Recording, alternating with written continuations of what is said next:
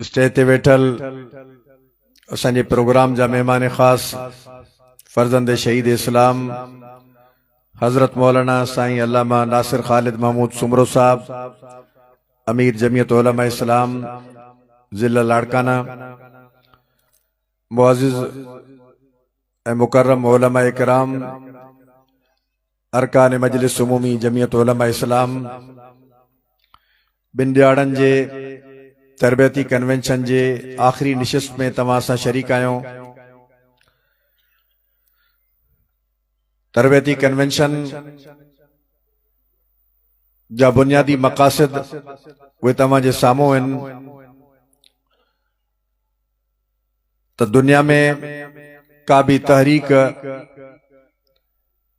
पंहिंजा मक़सद कंहिं वॾे ऐं घणे हुजूम सां हासिल न करे सघंदी आहे, बल्कि चंद उहे रिजाले कार, उहे अफराद जेके पंहिंजे मक़सद के सब खां पहिरियां समझण वारा हुजन ऐं उन खां बाद पंहिंजी जिंदगी जो मक़सद उन समझल मक़ासिद के हासिल करण जे लाइ जदोजहद के बणाइन ऐं दुनिया जे लान चाड़न खां लाताल्लुक़ थी करे तो दुनिया में छा तो वहे वापराए वो बस पंहिंजे जदोजहद सां शबो रोज लगल रहन ऐं ये तरबियत याफ्ता अफराद, ये रिजाले कार भले थोड़ा हुजन, घणन जे मथा उहे गालिब थी सघन था ऐं उन जे ज़रिए तहरीकन जा मक़ासिद हासिल थी सघन था। जमीयत उलमा इस्लाम जी भी तंजीमी निज़ाम अवां जे साम्हूं आहे त हिकिड़ो वक़्तु हो त शेखुल हदीस उस्तादुल उलमा हजरत मौलाना साईं मोहम्मद मुराद साहब हालेजवी रहमहुल्लाह फरमाईंदा त हजरत हज़ारवी खे असां दावत ॾियण जे लाइ जॾहिं वियासीं ऐं हज़ारवी साहब दावत क़बूल फरमाई ऐं पुछा कयूं त तव्हां वटि पनवाकिल में जमीयत जो दफ़्तर आहे? असां अर्ज़ कयोसीं साईं दफ़्तर कोन्हे। फरमायो दफ़्तर ठाहे करे पोइ अचो, तव्हांखे मां तारीख़ ॾियां थो, दावत क़बूल आहे। अजरे दफ़्तर कायम थियो, हज़रत हज़ारवी तशरीफ़ फरमा थिया, उस्ताद साहब फरमाईंदा त असां पनवाकिल में उन नंढड़े दफ़्तर में ॿ चार ॼणा वेठा हुआसीं ऐं अक्सर उनजो नाला भी खणी ॿुधाईंदा त डॉक्टर अब्दुल फताह बुल्लो, मौलाना मोहम्मद अजीम, उस्ताद साहब पाण ऐं हिकु ॿ के ॿियूं शख़्सियतूं। ऐं उस्ताद फरमायो त जॾहिं हज़ारवी साहब बयान शुरू कयो तो एडे वडे दुनिया जे हालात, लान चाड़न, इनकलाबन जो जिक्र ऐं जमीयत उलमा इस्लाम जे मक़ासिद ते रोशनी विधी। फरमाईंदा त असां लजी थियूं पिया, एतिरो थोरो तादाद आहे, काश हज़ारवी साहब को हज़ारनि जे मजमूए में इहो बयान करनि हा त को घणो फ़ाइदो थिए हा माण्हुनि खे।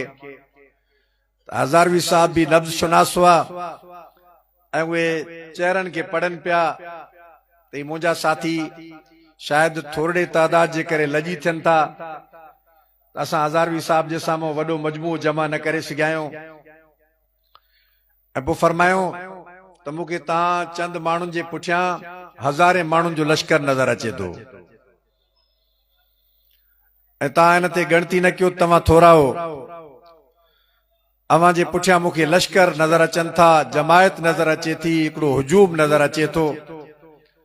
ऐं अल्हम्दुलिल्लाह अॼु जे दौर में असां ॾिसूं था त असांजे अकाबरीन जी उन महिनत जे नतीजे में सिंध जे कुंड कुड़छ में, नंढे वॾे शहरनि ॻोठनि में जमीयत उलमा इस्लाम हिकु अवामी जमायत बणिजी चुकी आहे। ऐं जॾहिं अवाम जो ताल्लुक अवां सां वधंदो वञे त पोइ उन वक़्तु तव्हां जे लाइ ज़रूरत जी ॻाल्हि इहा आहे त हिकिड़ो तरबियत, तालीम और तरबियत जो को निज़ाम ऐं माहौल बणाइजे।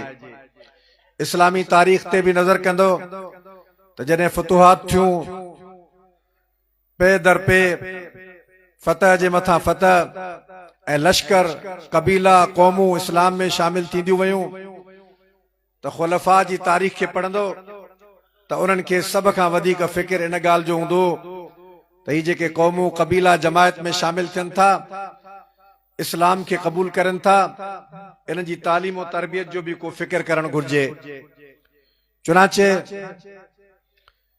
अॼु जमियत उलमा इस्लाम जंहिं बुनियाद ते हिकु अवामी जमायत बणिजे थी या बणिजी चुकी आहे, असांजे मथां भी ज़िम्मेदारी थिए थी त असां उन अवामी जमायत में घणे खां घणे शामिल थींदड़ माण्हुनि जी ज़हनी तरबियत जे लाइ को अमली तौर ते कमु करे सघूं।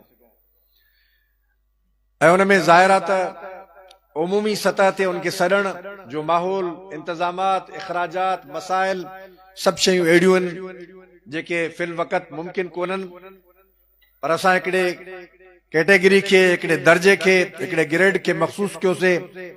असां ज़िले मजलिस उमूमी खे पाबंद कयूं था ऐं तालकनि जे मजलिस उमूमी खे भी दावत ॾियूं था। अॼु असां जो ही चौथों सालानो कन्वेंशन आहे ऐं मां सम्झां थो त मूंखे पाण समेत हिते तमाम शुरका मां इहो इत्मीनान थिए थो त असां कुझु न कुझु हिते सिखण में कामयाब वञूं था। अल्हम्दुलिल्लाह, ख़बर न आहे त तव्हां मुंहिंजे इन राय सां केतिरो इत्फाक़ कयो था। फ़ाइदो थिए थो, यकीनी तौर ते असांखे हिकिड़ो मवाद मिले थो, मालूमात मिले थी, मालूमात में इज़ाफ़ो थिए थो।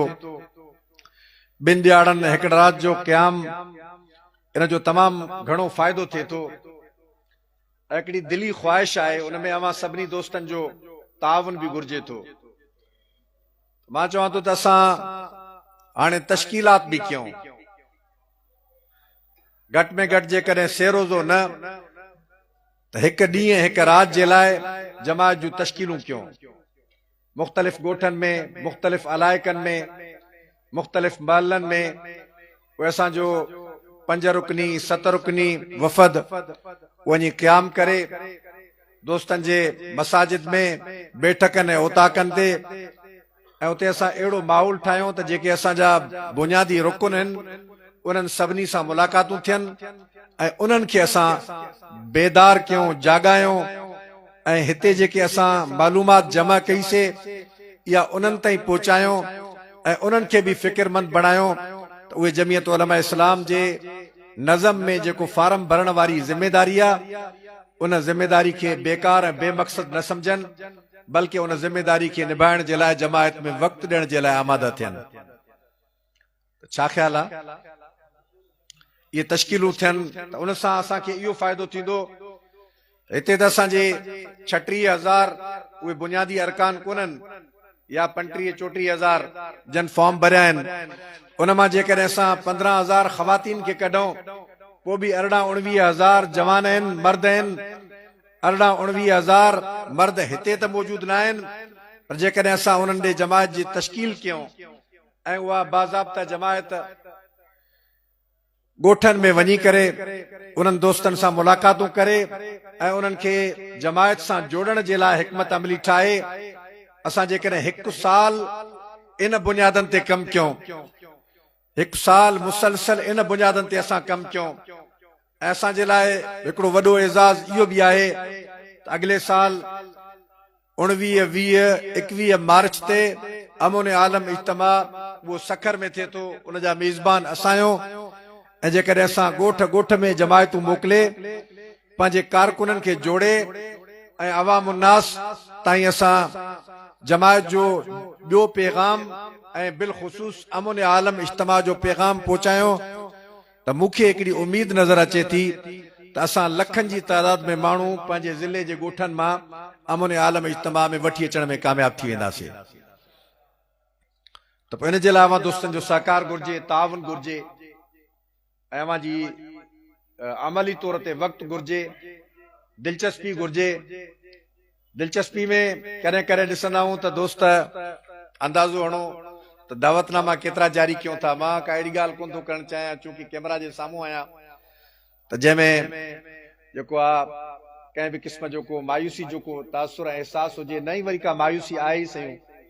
असां सम्झूं था त जिते हेॾी वॾी जमायत जेके दोस्त क़याम करनि ऐं उहे 30-35 घंटा वेही करे मुसलसल जमायत जे फिक्र जे लाइ जमा थियनि उते इंशाअल्लाह मायूसी जो को तसवुर ई कोन्हे।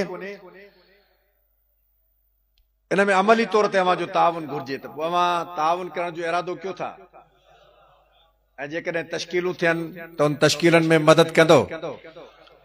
जेके दोस्त वक़्तु ॾियण जो इरादो करनि था, मां हाणे नक़द वसूली ते अचांव थो, जेके वक़्तु ॾियण जो इरादो करनि था उहे हथ मथे खणनि। साईं असां वक़्तु लिखायूं वॾी साईं बि बाबा ॿ ॾींहं ॾिना, हाणे महिरबानी कयो, हाणे सभई वाइदो कयो त इंशाअल्लाह ताला असां जमायत जे लाइ वक़्तु ॾींदासीं। अवां जो रिकॉर्ड ॿाहिरि लिखियल आहे, जेके जेके दोस्त आया आहिनि सभिनी जा नाला तफ़सीलात पिया आहिनि ऐं मुंहिंजो ख़्याल आहे त हाणे असां इन जे लाइ बाज़ाब्ता तश्कीलनि जो हिकिड़ो निज़ाम ठाहे वठूं ऐं उन ते हिकिड़ो अमली तौर ते कमु शुरू थिए। सॼे ज़िले जी हिकिड़ी कमेटी क़ाइमु कयूं ऐं उनमें दोस्त बिलख़ुसूस ही शबान, रमज़ान, शवाल, इन में उलमा इकराम खे बि वक़्तु आहे, उन्हनि जे बि घटि में घटि हिकिड़ो हिकिड़ो आलिम दीन उन जमायत में हुजे। 5 मां हिकिड़ो रुकुन असांजो आलिम हुजे जेको अमीर हुजे, 7 मां हिकिड़ो रुकुन आलिम हुजे जेको अमीर हुजे, 3 मां हिकिड़ो रुकुन आलिम हुजे जेको अमीर हुजे, ऐं असां जूं तश्कीलूं शुरू थी वञनि। सही आहे, ही मां तक़रीर नथो कयां, तव्हां सां मशवरो कयां थो। बिस्तरो ऐं ख़र्च मौलाना अब्दुल साहब फरमाइनि था त उहो पंहिंजो हुजे।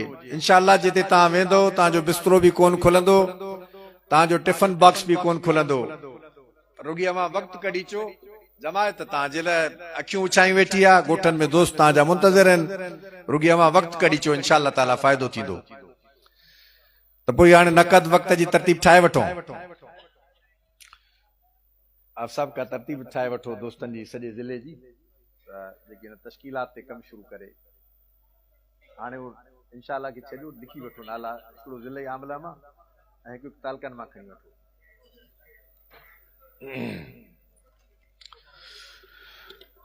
मुअज़्ज़िज़ दोस्तो, अवां जे इल्म में हुजणु घुर्जे त अमन आलम इज्तिमा गैर मामूली इज्तिमा आहे ऐं इहो हिकिड़े तवील ज़माने खां पोइ असां पंहिंजी ज़िंदगी में वॾड़नि खां ॿुधंदा हुआसीं त 1980 में या लॻभॻि उन खां अञा बि अॻु में शायदि 75-77 में दारुल देवबंद जूं 7 साल तक़रीबात उहे थियूं ऐं उन खां बाद 150 साल ख़िदमात देवबंद कॉन्फ्रेंस पेशावर में थी ऐं वरी जेको असां वॾो इज्तिमा ॾिठोसीं उहो जमियत उलमा जूं 7 साल तक़रीबात पेशावर में।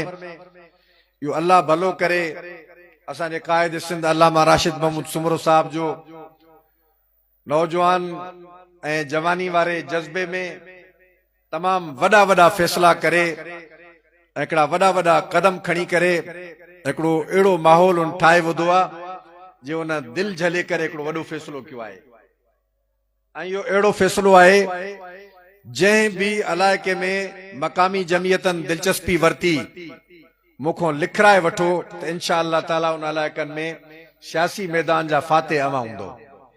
शर्त इहो आहे त दिलचस्पी वठो, शर्त इहो आहे त पंहिंजे माहौल में ॿिए मामलात खे छॾे ॾियो, अमन आलम इज्तिमा जे ॿियनि तफ़सीलात में न वञो, माण्हुनि खे वसूल करण ते कमु कयो।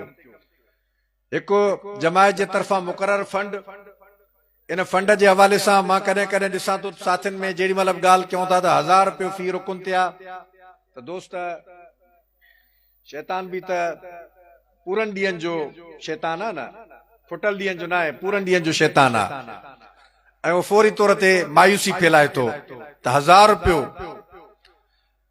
हाणे दोस्तनि खे हिते इजलास जे हवाले सां असां ॾिसूं पिया त सोचियूं पिया त फिलाणा छो न आया आहिनि, फिलाणा छो न आया आहिनि, जाइज़ो वठूं पिया त बाज़ दोस्तनि जे लाइ इहो मालूम थिए पियो त उहे 1200 जे करे न आया आहिनि। अलाह जो बानो 1200 ॿ ॾिहाड़ा उनजो क़याम, उनजो इंतज़ामात, उनजो इहे सभु शयूं आख़िर जमायत जे निज़ाम खे मुनज़म करण जे लाइ इहो सभु कुझु लॻाइणो पवंदो न, इहो न लॻाईंदासीं त कीअं थींदो। सोचना चाहिए न 1000 रुपए खे ॾिसी करे दोस्त मायूस न थियनि, दिलि जो ज़ौक़ और शौक़ सां पंहिंजे साथियुनि में ज़ौक़ और शौक़ पैदा कयो ऐं उन क़ुर्बानियुनि ते नज़र कयो जेके असांजे अकाबिर असलाफ पंहिंजे दौर में कुर्बानियूं ॾिनियूं ऐं उन्हनि कुर्बानियुनि ते नज़र कयो। जॾहिं रसूलुल्लाह सल्लल्लाहु अलैहि वसल्लम चंदे जे लाइ पंहिंजी जमायत खे मुतवजा कंदा हुआ, असाबे रसूल पंहिंजा घर ॿुहारे करे रसूलुल्लाह सल्लल्लाहु अलैहि वसल्लम जे आॾो पेश कंदा हुआ। छा उन्हनि जूं ज़रूरतूं न हुयूं? उन्हनि वटि गुरबत न हुई? उन्हनि में कोई तेज़ सरमायाकारी जो ज़मानो हो, तेज़ वसीलनि जो ज़मानो हो? को असां जहिड़े हिन दौर में को अहिड़ो ज़मानो हो त झटके में माण्हू 1000 5000 10,000 जमा करे कमाए सघे थो? को अहिड़ो ज़मानो हो? मुश्किल तरीन ज़मानो हो, भले तिजारत हुजे या वसाइल जो को बि शो जमा करण जो शोबो हुजे। ऐं उन ज़माने में साहबा इकराम हिक ॿिए जे मथां रीसूं खाईंदा हुआ ऐं रीसूं खाई करे उहे कुर्बानियूं ॾींदा हुआ। अव्हां जे ज़हन में मथां इहो सवाल पैदा थिए त बार बार फंड आहिनि, अव्हां नज़र कयो त उहो कहिड़ो साल रसूलुल्लाह सल्लल्लाहु अलैहि वसल्लम जे मुबारक ज़िंदगी जो हो, जंहिं साल में का जंग न लगी हुजे, जिहाद जो ऐलान न थियो हुजे ऐं कंहिं कम जे लाइ मुसलमाननि जानी ऐं माली कुर्बानी पेश न कई हुजे। इंसानी समाज में मुसलमान जी त अल्लाह सां तिजारत थियल आहे, अल्लाह सां वापार थियल अथसि ऐं अल्लाह ताला उन जे जान माल जो ख़रीदार आहे। ऐं असां जेकॾहिं इन हालत में इन क़िस्म जे वहमनि में पंहिंजो पाण खे मुब्तला कयूं त 1000 रुपयो वॾो आहे ऐं असां उनखे ॾिसी करे सभ खां पहिरियां पाण मायूस थियूं ऐं उन खां बाद कारकुननि में इन 1000 जे करे मायूसी पैदा कयूं, उनजे मथां तबसरा कयूं। तबसरनि जे बजाए अॼु जे हिन इजलास में शरीक अमीर हुजे, को ग़रीब हुजे, मिसकीन हुजे, उहो अहद करे त उहो फौरी तौर ते पंहिंजी अमानत जेका जमायत उनजे मथां मुक़रर कई आहे उहा न रुगी जमा कराईंदो, बल्कि जमायत जो ख़ादिम थी करे गली महल्ले में इन चंद टकनि खे जमा कराइण में जल्द खां जल्द सबक़त हासिल कंदो इंशाअल्लाह। त मां उमीद कयां थो त इंशाअल्लाह ताला हिन इजलास में असां आइंदा ज़िले सखर में इन शइ ते बहस न कयूं त 1000 आहे, घटि वधि आहे, ही आहे, हू आहे। इन शइ ते असांखे बहस करणु घुर्जे, मुशावरत करणु घुर्जे। असां पंहिंजे ज़िले जे 17 लख आबादी मां असां टारगेट अधु आबादी खे बणायो, घटि में घटि अधु आबादी ताईं असां दावत पहुचाए घटि में घटि 2-2.5 लख माण्हुनि खे शरीक करण जे लाइ असां हिकिड़ो अमली तौर ते माहौल ठाहियूं त जीअं असां मुस्तक़बिल जे सियासत में जमीयत उलमा इस्लाम जे बुनियादनि खे मज़बूत कयूं ऐं मज़बूत थींदी इंशाअल्लाह ताला। अवां ॾिसो जॾहिं 2000 जे ज़माने में 2001 जे ज़माने में जॾहिं पेशावर में कॉन्फ्रेंस थी ऐं उन कॉन्फ्रेंस में पूरी दुनिया खां अकाबिर आया, आइम्मा हरमैन आया, जमीयत उलमा इस्लाम खैबर पख्तूनख्वा जी असेंबली में 1, 2 ऐं 3 सीटूं रखंदी। क़ौमी असेंबली में कॾहिं 2 सीटूं हूंदियूं, कॾहिं 1 हूंदी, कॾहिं 3। पर जॾहिं गली महल्ले में मेहनत थी, आम माण्हू जमीयत उलमा इस्लाम जे उन इज्तिमा में आया, लखनि जी तादाद में शरीक थिया, अकाबिरीन खे उन्हनि ॿुधो समझो ऐं जमीयत उलमा इस्लाम जी अहमियत ऐं अफ़ादियत उनखे समझाई वई। तव्हां ॾिठो त जॾहिं 2002 में इलेक्शन थिए थी त उन इलेक्शन में जमीयत उलमा इस्लाम खैबर पख्तूनख्वा खे क्लीन स्वीप कयो। जमीयत उलमा इस्लाम हर सीट खे ॼण खटियो ऐं इंशाअल्लाह हिन इज्तिमा खे मां जीअं इब्तिदा में अर्ज़ कयो त जिते भी जमायत दिलचस्पी वरती, जंहिं भी इलाइक़े में मक़ामी जमायतनि दिलचस्पी वरती, जंहिं ज़िले दिलचस्पी वरती, जंहिं तालके दिलचस्पी वरती, जंहिं यूनिट ऐं महल्ले मस्जिद में दिलचस्पी सां दोस्तनि कमु कयो, इंशाअल्लाह ताला उहो इलाइक़ो तव्हां जे लाइ इनक़िलाब जो मज़हर हूंदो ऐं उते इंशाअल्लाह इनक़िलाब अची वेंदो इंशाअल्लाह ताला। त मां उमीद कयां त इंशाअल्लाह इन हवाले सां अवां पंहिंजी ज़िमेदारियुनि खे निभाईंदो इंशाअल्लाह। पहिरीं गुज़ारिश तश्कीलात जी, ॿी गुज़ारिश फंड जे हवाले सां ऐं टीं गुज़ारिश उहा इहा आहे त असांजो हदफ़ इहो आहे अॼु जे हिन तरबियती कन्वेंशन में त असां आम माण्हुनि खे जमीयत उलमा इस्लाम जे अमन आलम इज्तिमा में शरीक थियण जे लाइ घटि में घटि असां 17 लख आबादी वारे ज़िले में अधु इंसानी आबादी खे हिकु फर्द ताईं पहुचण जी कोशिश करे इज्तिमान में, जलसनि में, जुमे जे प्रोग्रामनि में, मस्जिद जे वक्ती निमाज़नि जे मौके ते, बाज़ारनि में, ॻोठनि महलनि बैठकनि ओताकनि में वञी करे असां अधु आबादी ताईं टारगेट ठाहियूं त असां उन्हनि ताईं जमीयत उलमा इस्लाम जी दावत ऐं पैगाम पहुचाईंदासीं इंशाअल्लाह ताला। टीं गुज़ारिश इहा चौथी या तव्हांखे मालूम आहे त जमीयत उलमा इस्लाम हमेशा अमन जे क़याम जे लाइ हिकिड़ो तमामु वॾो क़ाइदाना किरदार अदा कयो आहे।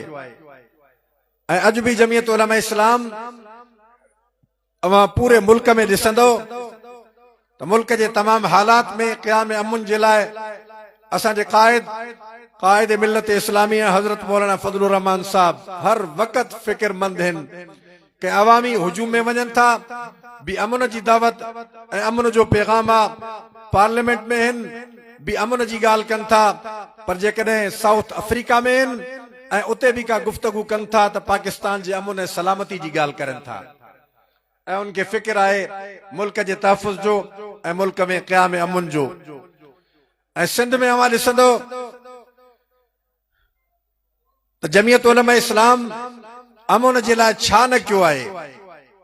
असांजे वस में आहे एतिरो, इन खां वधीक सिंध जा दोस्त, सिंध जो अवाम, सिंध जी सिविल सोसाइटी, सिंध जो समाज, सिंध जा बाशऊर माण्हू ॿुधारनि त असां खां कहिड़ी तक़ाज़ा करनि था जंहिंखे असां पूरो कयूं। सिंध में अवां नज़र कंदो त जॾहिं बदअमनी ऐं लाक़ानूनियत वधे पई त अल्लामा राशिद महमूद सुमरो साहब कश्मीर खां सिंध अमन मार्च जो आगाज़ कयो ऐं सिंध जे 30 ज़िलनि में नंढनि वॾनि शहरनि में अमीर सिंध साईं अब्दुल क़यूम हालिजवी साहब दामत बरकातुल आलिया जी क़यादत में काफ़िला विया ऐं हिक हिक शहर में वञी करे अमन जी ॻाल्हि कई वई। ऐं उन खां बाद अवां ॾिठो त अमन न थियो। जमीयत उलमा इस्लाम इलेक्शन जे मरहलनि खां फारिग थी करे कबाइली सरदारनि जो अमन जरगो सॾायो, सरदारनि खे रोकियो वियो या न आया, इहो उन्हनि जो मसइलो आहे, असांजो मसइलो न आहे। असां सां लाॻापियल असांजो किरदार आहे, असां पंहिंजो किरदार पेश कयोसीं।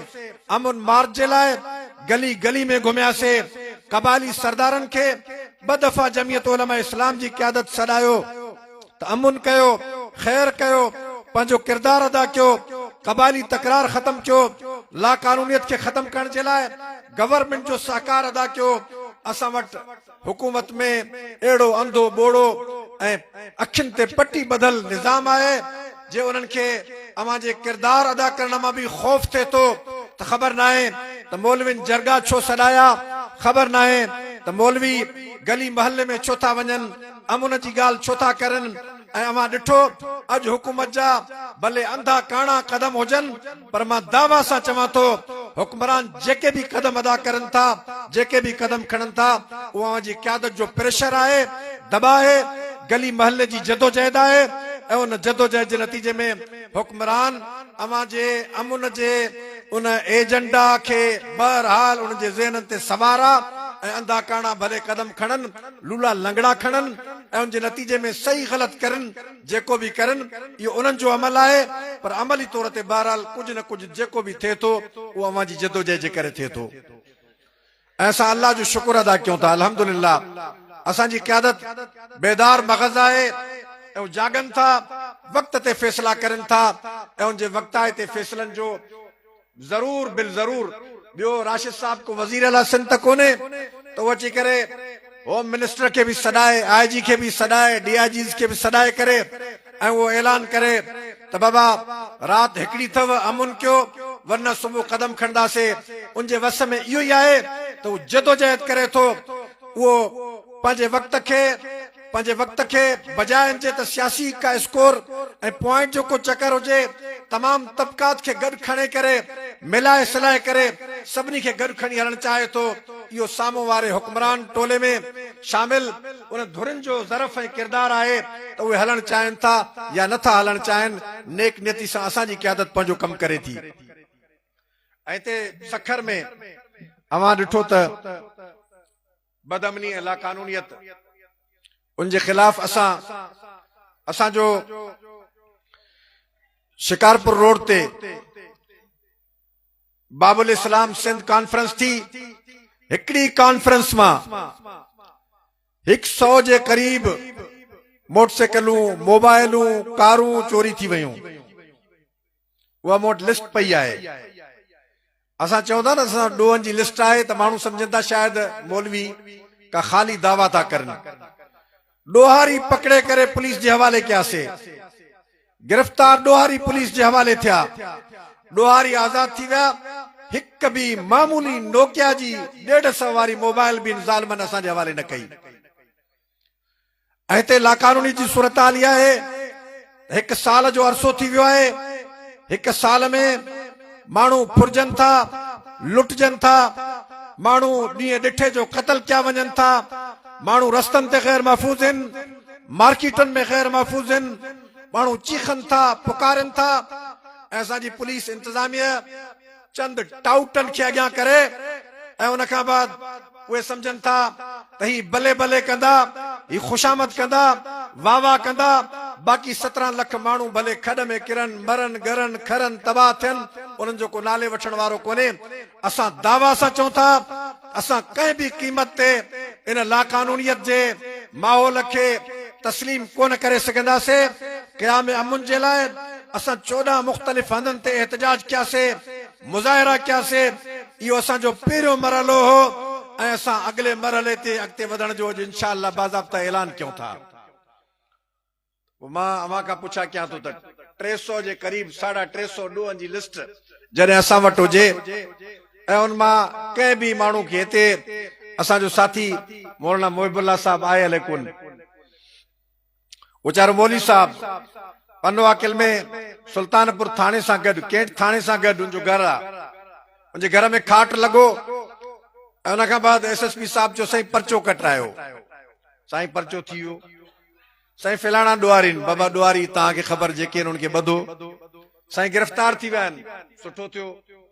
हाणे चइसे हाणे ॾोहारी जेके उहे त आज़ाद थी विया, रिकवरी चए रिकवरी कोन्हे काई। इहो असां वटि फैशन आहे सॼे सखर ज़िले में, शायदि ॿियनि ज़िलनि में बि ईअं ई हूंदो। इहो असां वटि फैशन आहे। असांखे तव्हांजे दफ़्तरनि जूं प्रोटोकॉल ऐं इज़त ऐं कुर्सियूं कोन थियूं घुर्जनि। तव्हांजे दफ़्तरनि में असां वेहण जा शौक़ीन कोन्हियो।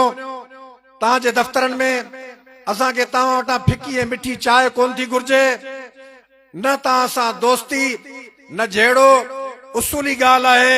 माण्हुनि जा मसइला आहिनि, माण्हुनि जो नुक़सान थियल आहे, माण्हुनि जूं चोरियूं थियल आहिनि, माण्हू परेशान आहिनि।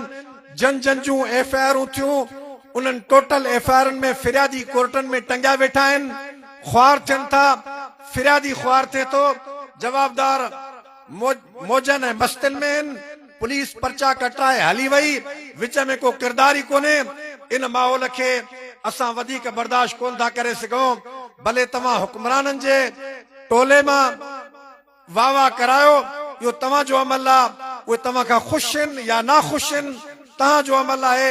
असां बहरहाल किराइम जी रिकवरी ताईं ऐं अमन अमान जी बहाली ताईं पंहिंजी जदोजहद खे जारी रखण जो अहद कयूं था इंशाअल्लाह ताला। पोइ असां अॻिले धरणे जो ऐलान कयूं था। DIG त सखर में अञा अची कोन सघियो आहे। मां अव्हां सां मशवरो कयां थो त किथे धरणो हणो। जी साईं, बबुरलो बाईपास, घंटाघर जी, SP office, SP office, Baburlo bypass, घंटाघर। 3 तजवीज़ूं इहे आयूं आहिनि। अञा का बि तजवीज़? अच्छा, बबुरलो थी वियो। DIG ऑफिस में DIG साहब जी अञा का तायुनाती न थी आहे हिते। असां वटि चार्ज आहे DIG लाड़काना खे। इहे अवां जूं 3-4 तजवीज़ूं आयूं। 3 तजवीज़नि जी रोशनी में इंशाअल्लाह ताला असां कायदे सिंध अल्लामा राशिद महमूद सुमरो साहब जे मशवरे ऐं इजाज़त सां इंशाअल्लाह ताला इन इजलास जे इख्तिताम ते धरणे जो ऐलान कंदासीं। इंशाअल्लाह पॉइंट क्लियर कयूं था ऐं अवां दोस्त उन जे लाइ तयार रहो त उहो धरणो गैर मुअय्यना मुद्दत ताईं भी थी सघे थो। ऐं उन धरणे में जीअं अॼु हिते हंध बिस्तरा खणी आया हो, ईअं मौसम जे मुताबिक़ बिस्तरा खणी अचो ऐं उन धरणे में असांजा मुतालबात क्लियर आहिनि।